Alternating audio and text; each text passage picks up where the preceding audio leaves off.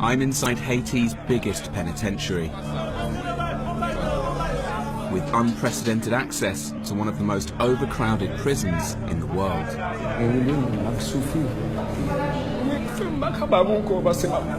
Meeting the men who are lost in a system and who the outside world has long forgotten.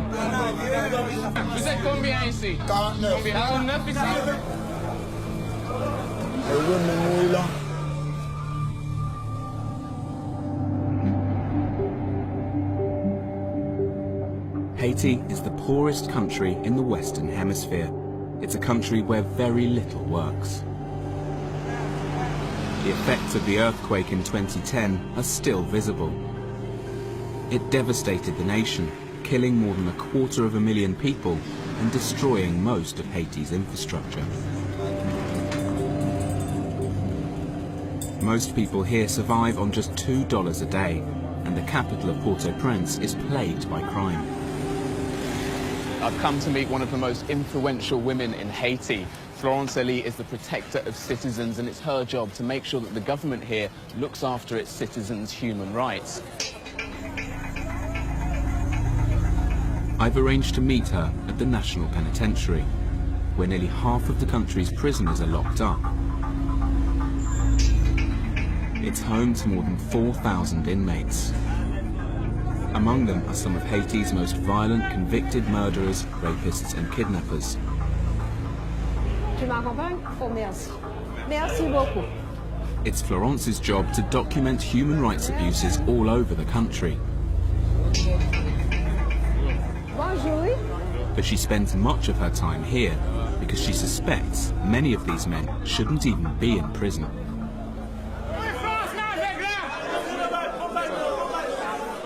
The prisoners have named this block the Titanic. This place is notorious, and Florence is surrounded by people. They're all desperate to try and tell her their story and get some assistance to get out. Does this happen every time you come in? Chaque fois. Toutes les fois que je viens ici, c'est la même chose. The first thing that hits you is the smell. Sweat, feces, urine. That and the barrage of noise. I've only been in here for about 5 minutes. I'm starting to freak out. It's totally crammed full of human bodies and everyone's desperate. They're trying to get water, they're trying to get food, they're trying to stay alive. They're locked up in these cells for 23 hours a day. As we arrive, it's breakfast, and the inmates are collecting their rations. We count 60 prisoners coming out.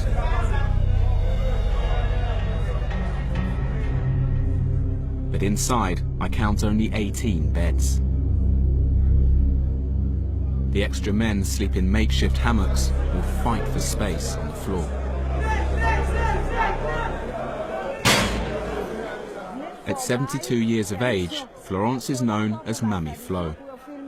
For many of these men, she's their only hope.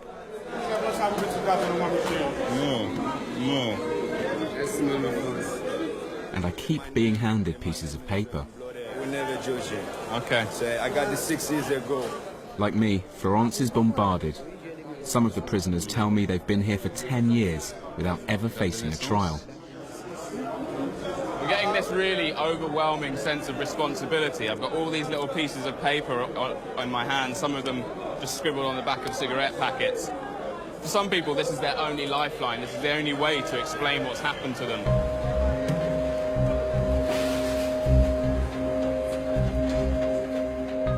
The prison guards agreed to let me speak with one of the inmates privately.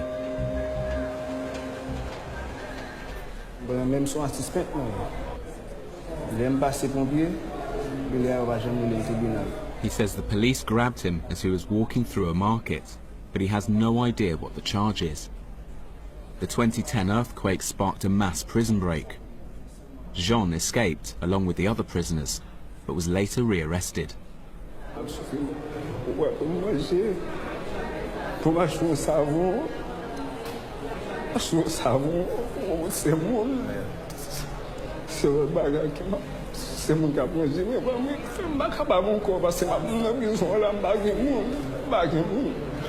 C'est pour ça que je me mets là.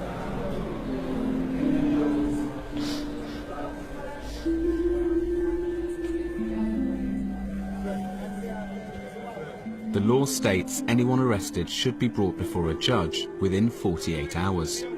But in reality, that hardly ever happens. Florence takes me to see the prison governor. On a un espace de 1200 détenus. On est obligé de garder aujourd'hui 4359 Wow. détenus. That's nearly 400% over capacity. Il y a environ 529 qui sont condamnés. Et on a 3830 détenus qui sont en détention préventive prolongée. Mais c'est beaucoup, pourquoi? Oui, c'est beaucoup. It's no wonder there's so much desperation among the inmates. 80% of them have never even been convicted. Aux autorités de la justice qu'il faut questionner sur le nombre des détenus qui sont en détention préventive prolongée. Oui. C'est pas à moi de juger les autorités de la justice. I want to track down a judge, so I'm heading across town to the courthouse, the Palais de Justice. There are more than 3,000 people in the main prison who haven't yet been tried. From what I've managed to find out, the real logjam is happening at the Palais de Justice. 60% of government buildings were destroyed in the earthquake, including the old courthouse. Even though it's now been moved to a new building, the justice system is still struggling to recover. Ça va? Florence knows most people in this building. If anyone can find a judge, it's her. Oh, oh. Mais... Fermé, non. Ah, il me semble qu'il n'est pas là. Non. Non, il n'est pas là non plus. C'est bon, on peut aller dans une des chambres pour voir s'il y a des procès en cours. On va voir ça. Bonjour, oui. Ils sont I'm starting to get a sense of why it's so hard for people to get a trial in Haiti. I've been in here for 10 minutes with Florence. She's knocked on 2 or 3 doors. She's had to walk into a courtroom, and she still can't find a judge. Can we find some judges to speak to? L'année judiciaire recommence en octobre. Is this why there are 3,000 people in Il y prison a waiting quelques judgment? cas, il y a quelques cas. I'm told the judges have a 2-month holiday every year. And even when they're working, they only do part-time hours. I think we found a judge. Notre Fofo n'est pas en Haïti. No, we haven't. We found his assistant. This is impossible. Merci beaucoup. Il n'est pas là. He's not in Haiti. Comment ça va? But it's not just the lack of judges that's causing the backlog of cases. Ce sont les dossiers. Le problème, c'est pas seulement le juge. C'est tout ce qui supporte son travail. The guys in prison who tell me, I don't know where my file is, nothing's happening. Vous montrer qu'il y a du désordre. They're not even in alphabetical order, Florence. Là, je ne suis pas It's kind of, sorry, it's really making me quite angry. Seeing this is one of the most frustrating things that I've experienced since I got here. I'm going through my book and I'm looking at all the names of the prisoners who keep coming up to me and begging me to help them. Solomon, Francis, Wesley, Johnny. All of their files are in there somewhere, but nobody could ever find them. It's complete chaos. The Haitian justice system relies entirely on handwritten documents. On top of that, 40% of Haitians can't even read and write. So if they can't afford a lawyer, they have little hope.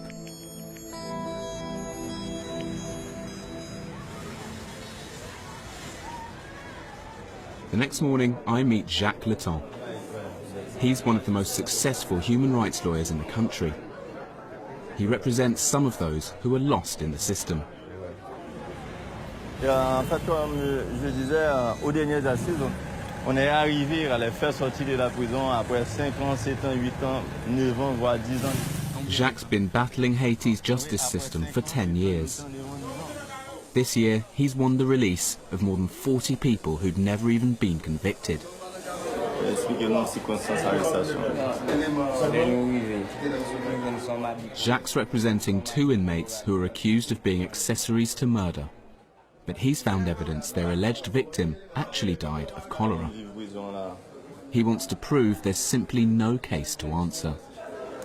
Depuis les années en prison. Après, nous avons 5 ans. 5 ans, 13 mois. That's 5 years they've served for a murder that couldn't possibly have been committed. Now that Jacques and his team have actually met these two men and confirmed that they're here, confirmed that the story they received is true, they need to go up to the administration building and see if they can get hold of a document to prove that these two men are in prison. Once they've got that, they can then go back to the courts and try to get them released. So the first step is to actually prove they're in prison. Jacques and his team head off to speak with the prison governor to find out why none of the archive staff are around. Et c'est tout qu'on a fait une demande de certificat depuis une semaine. Le responsable, il est en formation. Et vous savez pourquoi il demande que vous donniez des certificats de cours? Parce que Je ne suis pas responsable. The prison governor insists there's nothing he can do. So Jacques is forced to leave the prison to find a legal official who can certify that Hervé and Lexnor exist as prisoners. Luckily, the court that Jacques needs to go to is just around the corner from the prison, so we can walk there. oui. Donc on a le juge. We bring the judge back to the penitentiary. The two prisoners have just been brought out for a second time today so that they can appear before this local magistrate to confirm their identity. And with this document, hopefully, they can prove that these men are actually here and then start the process of actually getting them out. It's taken 4 hours to get one piece of paper just to prove that the two men are in prison. Finally, Jacques has what he needs to take their case to court.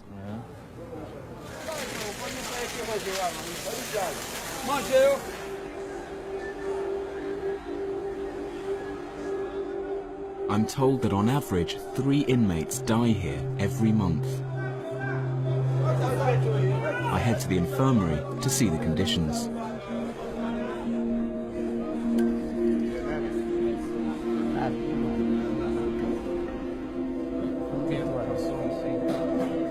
The beds are full. There are even people sleeping under the beds. Il est tous malade ici?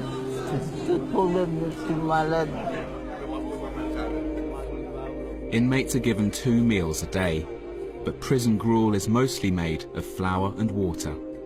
Those who don't have family to bring them regular meals can quickly become weak and malnourished. This place is like hell on earth. There are scores of men in there, emaciated, visibly sick, and they've all been crammed into the same room. I'm told that some of their families don't know they're here. Some of them have been there for years.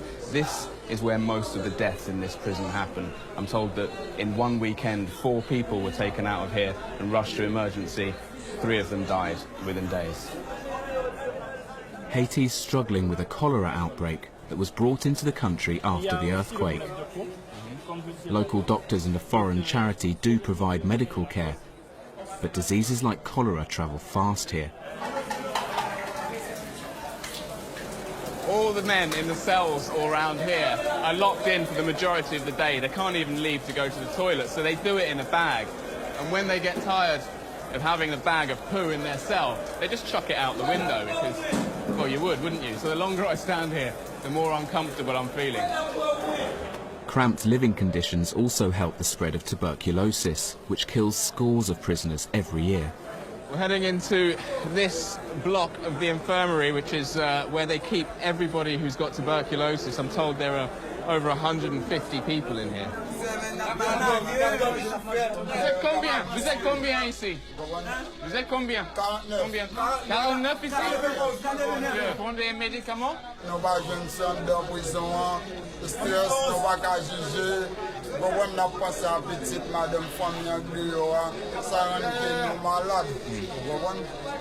In many ways, this place is even more desperate than any of the other cells. These guys have to be locked in here because they're contagious. So I'm told there are 49 people locked in this cell.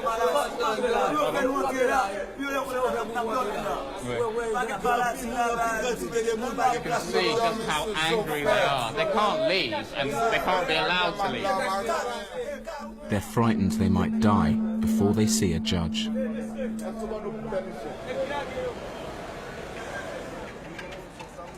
Even among the minority of prisoners who have been to court, there are shocking allegations of injustice.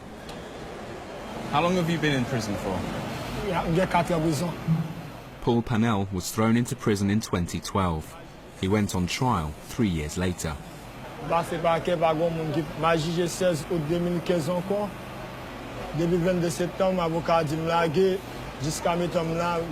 Paul claims he's waiting for his release form to be handed over, something the court clerk should have done after his trial last year.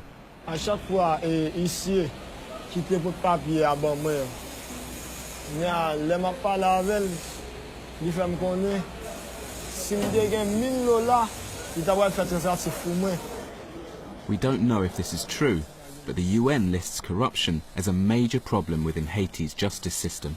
He remembers everything to do with his case. He knows his case number, his prison number, he knows the names of the lawyers, the judges, all the people who've tried to get bribes from him. And I feel like with a little bit of investigation, I might actually be able to find out what's going on here. Florence offers to help me track down Paul's paperwork. Donc le voilà, Paul Jean Vanel.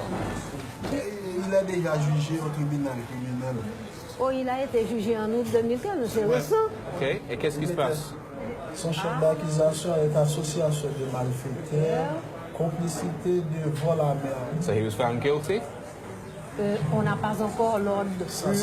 Paul says he was found not guilty, but there's no record of the verdict. Après la session, le juge s'en va à son bureau, il écrit le jugement. Et c'est un huissier qui apporte l'ordre de jugement. Donc maintenant, il faudra que je sache qui était le juge qui l'a jugé. This is like a bad dream. Jusqu'à présent, ici, on attend Le jugement de libération. Paul's adamant the judge acquitted him a year ago, but the release form is nowhere to be seen. Il faut des papiers pour qu'on puisse avoir libéré. Et une fois que les dossiers sont perdus, eh bien, le pauvre, il est perdu aussi. Tu comprends? Without the paperwork to back up his claims, or money to pay a bribe, he's condemned to a life in prison. Ever since I first met Paul, I've kind of wanted these details to not be true because the implications of all this, the corruption, the incompetence, the downright laziness of it all, is almost too much for me to comprehend. And then going in there and seeing the book and seeing that actually he's telling me he's telling me the truth. And yet he's been left to rot in here. Paul's future lies in the courthouse, but on my way there, I run into more problems. I've just left the prison and I was on my way to the courthouse. I wanted to try and find out what's happening with the cases of some of the men I've met in there, but as you can see, the road's blocked off. There's burning tyres here, there are more down there. I can see a group of people, there's a protest going on. I even heard gunshots a few minutes ago. There's been infighting in the Justice Department, and the city's chief prosecutor has been transferred. And they've shut down the courthouse with their protest, which means that any of the men in there who are hoping to get their cases heard today, it's just not going to happen.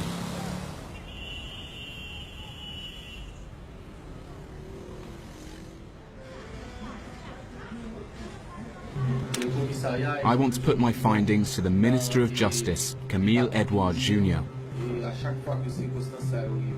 Haiti's had an interim government since February, and the presidential elections are just a couple of weeks away. Now, when you've got nearly 70% of the people in prison who haven't even seen a judge yet, why don't you force the judges here to work more often and maybe even trained more and employed more to get the job done? Ils ont totalement autonomie Moi-même, comme mini-justice, moi pas gain autorité de discipline pour me sanctionner. And when was the last time you actually punished somebody for corruption in this system? Côté que les difficile pour faire ça, les traçabilité. Justement, nous gain évidence. The National Penitentiary is totally overcrowded. It's 4 times over capacity, and that's a breeding ground for tuberculosis. It seems to me that your failure to provide an efficient justice system is literally leading to people dying in prison. You're literally killing prisoners. How do you respond to that? Premièrement, son problème nous vient joindre, c'est pas nous qui venons avec lui, c'est défaillance système pendant des années qui baille résultat ça. After the election, he hopes to tackle the number of pre-trial detainees and halve the prison population. Jacques finally made it to the main courthouse to try and free Harvey and Lexinor, the men accused of murdering a woman who was later found to have died of cholera. The case that Jacques and his team are getting ready for is known as a habeas corpus. He's essentially trying to argue that his clients have been wrongfully imprisoned. They don't need a hearing, they don't need an investigation, they simply need the judge to agree that there is no case to answer and they need to be freed immediately. And in order to do that, he needs to get a number of legal officials together in the same room and before a judge.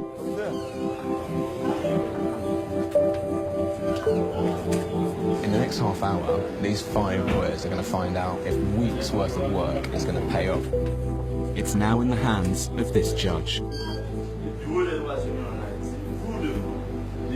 Constater le caractère arbitraire, voire même illégal, de la détention de ces citoyens et de ces citoyennes pour celui-ci statuer sans délai. Sans délai! The judge prepares to give his verdict.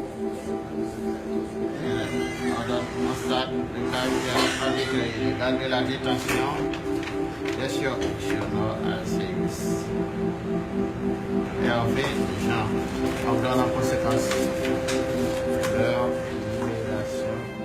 Jacques managed to win the release of 2 men who between them have spent 10 years in prison for a crime they never committed. It's a small victory. Congratulations.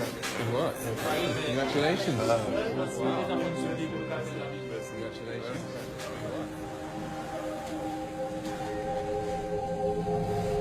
We head back to the prison one last time. The city's preparing for one of the biggest storms in a decade. Haiti is bracing itself. It's about to get hit by a Category 4 hurricane. This could be the worst natural disaster to hit the country since the earthquake in 2010. The prison is on lockdown. That evening, Hurricane Matthew slams into southern Haiti, killing more than 1,000 people and leaving 1.4 million in need of aid. The capital's relatively unscathed, but the south of Haiti is plunged into turmoil. The welfare of the country's prisoners will once again be low on the government's list of priorities. 1 month later, Jacques' clients Hervé and Lexinor are yet to be released. There's a dispute about their paperwork. Paul's only hope is to have another trial, but since we left him, he's fallen ill and is now in quarantine.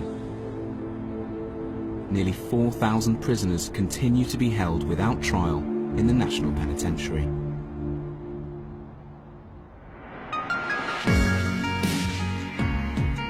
Thanks for watching this classic Unreported World episode. Click the logo to subscribe for more award-winning documentaries from the Unreported World team. We upload videos every Wednesday and Sunday, keeping you up to date with content from all over the world.